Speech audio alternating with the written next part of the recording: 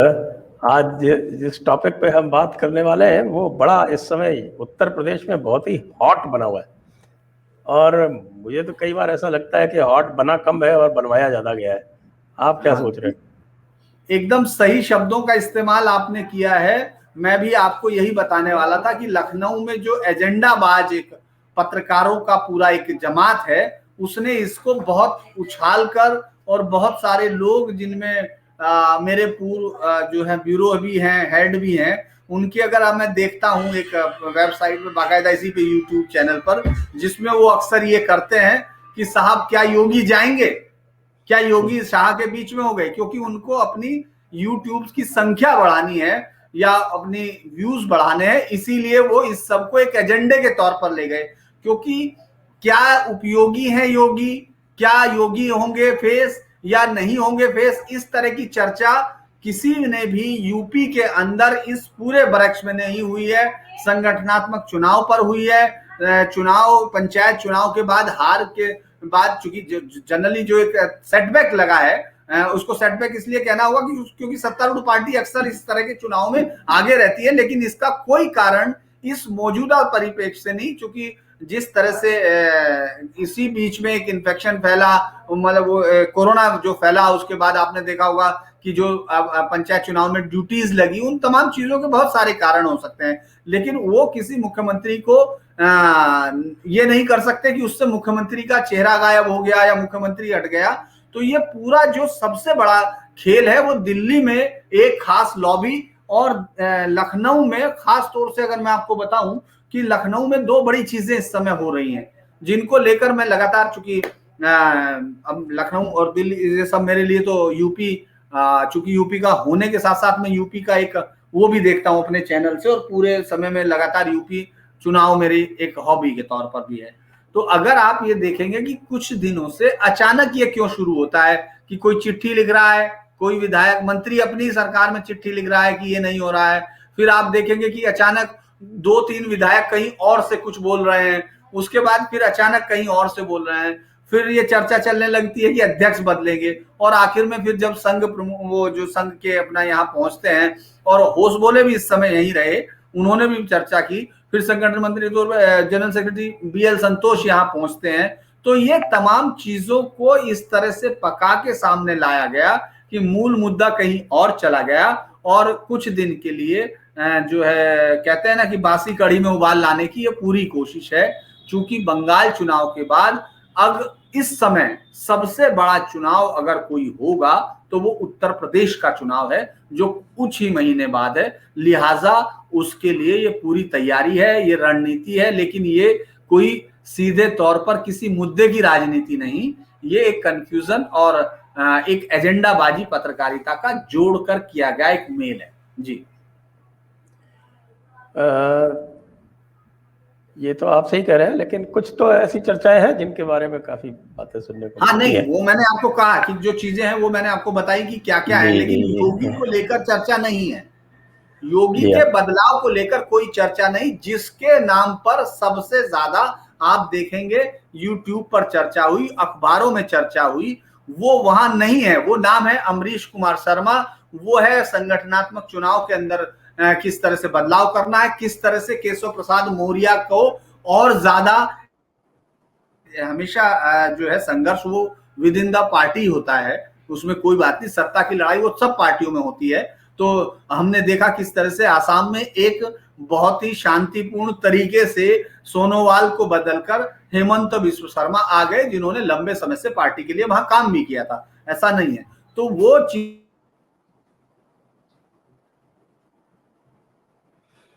जी, मुझे लगता है कि जो समस्या वहां चल रही है वो अभी भी बदस्तूर कायम, जिसको हम ये कहते हैं कि वो एक दूसरे के लोगों का इस्तेमाल भी करते हैं, तो वो प्रतिस्पर्धा आपको लखनऊ में दिख रही है। इसीलिए मैंने आपको कहा कि कुछ मंत्री चिट्ठी लिख रहे हैं, कुछ विधायकों ने चिट्ठी लिखी है, तो वो आखिर किसको प्रपोज करना चाहते हैं, वो सब चीजें पार्टी की इंटरनल पॉलिटिक्स में होती हैं। लेकिन ये बात अभी डिस्कस नहीं हुई है कि क्या योगी को लेकर हटाया जाएगा या योगी हटने वाले हैं, उस तरह की चर्चा वो नहीं है। बाकी तमाम चर्चाएं हैं, जिसमें मैंने आपको कहा पंचायत चुनाव पर चर्चा है, यूपी में आने वाले चुनाव को हम किस तरह से लेंगे ये चर्चा है। हमारे जो एजेंडे होंगे चुनाव के लिए वो चर्चा है। AK शर्मा मंत्रिमंडल में जो विस्तार की जो 6 से 7 सीटें जो खाली हैं मंत्रिमंडल की, उनका क्या करें, और योगी जी की कार्यशैली को लेकर जरूर चर्चा हुई। क्योंकि मैंने आपको हम लोगों की चर्चा में मैंने बताया था कि लगभग 150 के करीब विधायकों ने इस बात की अपनी तरफ से नाराजगी जाहिर की, अलग अलग मंचों पर कर रहे थे, लेकिन अब उन्होंने पार्टी फोरम पर भी की, जिसमें उनका कहना यह था कि वो उनके कार्यकर्ताओं को या अपने कार्यकर्ताओं के काम नहीं करा पा रहे और योगी जी उनके लिए सहज उपलब्ध नहीं है। एक चर्चा ये थी कि लगातार नौकरशाही का एक खास सेक्शन को लेकर उनका बहुत जबरदस्त वो जो है, जो जनप्रतिनिधि हैं जिनको चुना गया उनको सुन नहीं रहे हैं। ये तमाम चर्चाएं हुई और चुनाव को लेकर पूरा का पूरा एक खाका किस तरह हुआ, क्योंकि संगठनात्मक चुनाव भी यहाँ होने थे। यहाँ प्रेसिडेंट जो बीजेपी का जो स्वतंत्र देश हुई है उनको लेकर बहुत चर्चा हुई, क्योंकि वो अभी तक के आप देखेंगे कि तो निष्प्रभावी से दिखते हैं, मतलब उनका उस तरह का एक अलग व्यक्तित्व बनकर नहीं आया जैसा कि वो कोशिश कर रहे थे। जी, वैसे तो जहाँ पे सरकार होती है वहाँ पे मुख्यमंत्री के व्यक्तित्व के सामने किसी प्रदेश अध्यक्ष का चेहरा उभर कर आ जाए ऐसा कभी देखा गया है। जो ताकतवर होता है वही मुख्यमंत्री होता है। तो इसलिए ऐसी अपेक्षा यहाँ क्यों की जा रही है, मेरे समझ में नहीं आ रहा। खैर, दूसरी बात ये जो है भाई, पंचायत चुनाव का बड़ा ये जिक्र होता है, और पंचायत चुनाव का जो मेरा अनुभव है पंचायत चुनावों का सदैव ये निश्चित बात है कि पंचायत चुनाव में सबसे अधिक जो पात्रता मैं देखता हूँ वो अधिकतर निर्दलीयों की होती है, जिनका कि प्रभाव विधानसभा चुनावों में लगभग शून्य होता है। हाँ, शून्य। और यदि उत्तर प्रदेश के पंचायत चुनावों की भी अगर उसका परिणाम देखा जाए तो यद्यपि वो सिंबल पे होते नहीं, इसलिए एक एक व्यक्ति को 3-3 पार्टियां क्लेम करती हैं, ये बहुत कॉमन सी बात है उत्तर प्रदेश में, हम जानते हैं। जैसे राजस्थान में तो ये सारे चुनाव जो हैं ये भी सिंबल पे होते हैं, तो इसलिए किसी तरह का कोई उसमें कंफ्यूजन नहीं होता। लेकिन उत्तर प्रदेश में ये चुनाव सिंबल पे नहीं होते, ये हमें पता है। और एक नया प्रयोग किया गया था, मेरे विचार से योगी जी के कहने पे ही किया गया था, कि जिसमें उन्होंने अपने नाम दे दिए थे, उसको भी बाद में विड्रॉ करा दिया गया। तो ये जो चर्चा है विधानसभा चुनाव से पहले, पिछली बार यदि 2017 की बात करें, 2017 के पंचायत चुनावों का परिणाम यदि देखा जाए तो उसमें ये पता चलता है कि सपा जो थी वो सबसे अधिक पार्टियों में उसने 1500 सीटों पर क्लेम किया था अपनी विजय का, और निर्दलीय तो खैर जैसे आते हैं वैसे आते ही हैं। तो 1500 सीटों पर क्लेम किया था, और भाजपा लगभग 600 सीटों पर विजयी हुई थी इन जिला परिषद चुनावों में, जिनकी सबसे अधिक चर्चा इस समय हो रही है। और उसके 6-7 महीने बाद जब विधानसभा चुनाव आए तब हमने देखा क्या हुआ। समाजवादी पार्टी तो बिल्कुल हवा में तिनके की तरह उड़ गई, साफ हो गई। तो क्या पंचायत चुनावों के ऊपर इतनी माथापच्ची करने का कोई तर्क भी है क्या? देखिए, मैं आपको जो बता रहा था कि कई सारे इश्यूज को लेकर बातचीत चल रही थी, एक दो नहीं, कई सारे इश्यूज उसमें डिस्कस हुए। कई दिन तक, 2 दिन तक वो मिले, तमाम लोगों से मिले, और कल भी दिल्ली में एक बड़ी मीटिंग है जिसमें संघ के काफी लोग बैठेंगे। वो लोग उसमें दत्तात्रेय होसबोले भी होंगे, उम्मीद की जा रही है यहाँ से दिल्ली से जाएंगे, वो जो लखनऊ से वो भी जाएंगे बंसल साहब। उसके बाद वहाँ वो पहले से मौजूद है BL संतोष, यहाँ से लेकर जा चुके हैं, और भी कई पदाधिकारियों के साथ सेंट्रल लीडरशिप के भी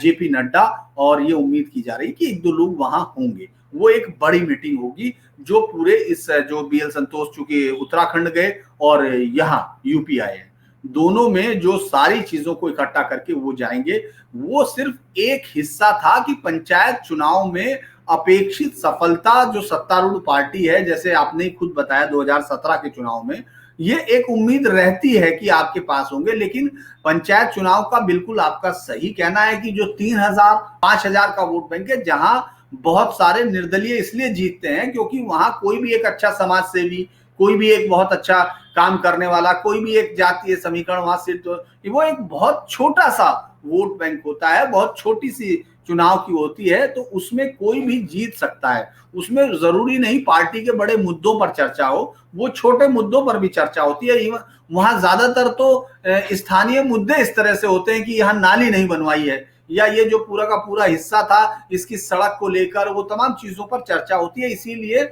वो बहुत ज्यादा इम्पैक्ट फिर जब चुनाव पर होता है नहीं होता। लेकिन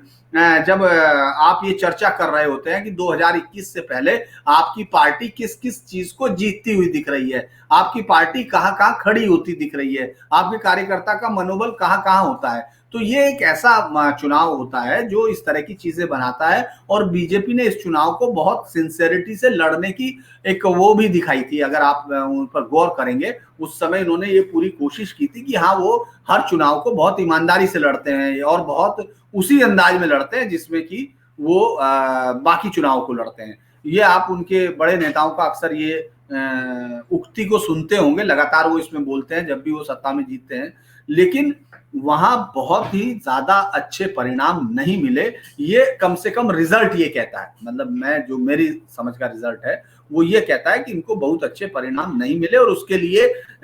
उसका पार्टी पर मैंडेट नहीं था, वो उस समय की चलती हुई परिस्थिति है जो सबने देखा, जो तमाम राज्यों में हुआ, वो यहाँ भी हुआ कि जब इतनी बड़ी महामारी के सामने आपके सामने आप खड़े हो नहीं सकते थे। लेकिन इसके बावजूद भी मुझे ये कहने में कोई हिचक नहीं है कि उत्तर प्रदेश सबसे ज्यादा टेस्ट उस समय कर रहा था जबकि कोरोना की पूरी लहर में बाकी तमाम राज्य, आप वाले राज्य का भी मैं जिक्र करूंगा जिसने 17% टेस्ट घटा दिए थे, यानी 13 से 17% उसने टेस्टिंग कैपेसिटी घटा दी थी, बजाय इसके कि उससे टकराने के लिए ऊपर जाए। दिल्ली में टेस्ट घटा दिए गए थे, यहाँ यूपी में वो टेस्टों की संख्या इतनी हुई और अब 5 करोड़ कुछ के करीब है, 5 करोड़ 15-20 लाख हो चुके, यानी 1/4 आबादी का वो अपने टेस्ट कर चुका है, 1/4 से थोड़ा सा कम आबादी का वो टेस्ट कर चुका है। अब ऐसे में ये सवाल होता है कि फिर पार्टी में इतना लंबा मनन क्यों चला। पार्टी के अंदर इसमें कोई शक नहीं है कि इस वक्त चौथा साल है, किसी को नहीं लग रहा था कि चुनाव में कोई बदलने की बात हो सकती है। लेकिन लोगों ने जिन्होंने लिखना शुरू किया उन्होंने त्रिवेंद्र सिंह रावत का जिक्र किया कि जिनको इसी अंदाज में बदल दिया गया, क्योंकि बहुत सारे उनके खिलाफ जो विधायक हैं वो बाकायदा इकट्ठा होकर उन्होंने एक मुहिम चलाई थी। उसी तरह की मुहिम को तमाम लोग जो योगी के खिलाफ हैं, जो योगी जी को मुख्यमंत्री पद के तौर पर उनको लगता है कि नहीं ये कैसे हैं, और उसमें बहुत सारे विधायक और ब्यूरोक्रेसी के एक सर्टेन, जो मैं आपको बता रहा हूं कि वो जो ब्राह्मण लॉबी का एक बड़ा जो ऊपर का हिस्सा है, उसको ये लगता है कि योगी जी के होने से जो वहां राजपूत लॉबी है, क्योंकि यहाँ यूपी में आप तो यूपी के हैं ही, आपका अनुभव तो वहां का राजस्थान का ही है, लेकिन आप यूपी के हैं तो यूपी को एक एक चीजें समझते हैं कि इधर आपके इलाके में पूरे ईस्टर्न यूपी में, और उसमें ये एक लॉबिंग दोनों में पहले ब्यूरोक्रेसी की ये होती रही है यहाँ, तो उसका एक बड़ा सेक्शन इस बात को क्रिएट करने में और उसको फैलाने में कामयाब हुआ कि यहाँ पंचायत चुनाव की हार विधानसभा चुनाव में हमको भारी पड़ने वाली है। उसके बाद उस लॉबी के पास चूंकि कोई चेहरा नहीं था, इसीलिए केशव प्रसाद मौर्य को आगे किया गया और ये कहा गया कि केशव प्रसाद मौर्य को इस समय कमान दी जानी चाहिए और ऐसे मौके पर। लेकिन इसका बाहर या इसको बहुत सिंसियरिटी से नहीं लिया गया। एक अध्यक्ष पद की बात की गई थी कि क्या अध्यक्ष बदला जाना है, तो वो अभी भी वो चर्चा वो होगी, उस पूरी जो कल मीटिंग होगी और जो यहाँ हुई थी। इसके साथ साथ मंत्रिमंडल विस्तार में क्या जो सुरेंद्र खन्ना है और आपका जो चिकित्सा मंत्री है जैकी हम उनको बोलते हैं जैकी सिंह,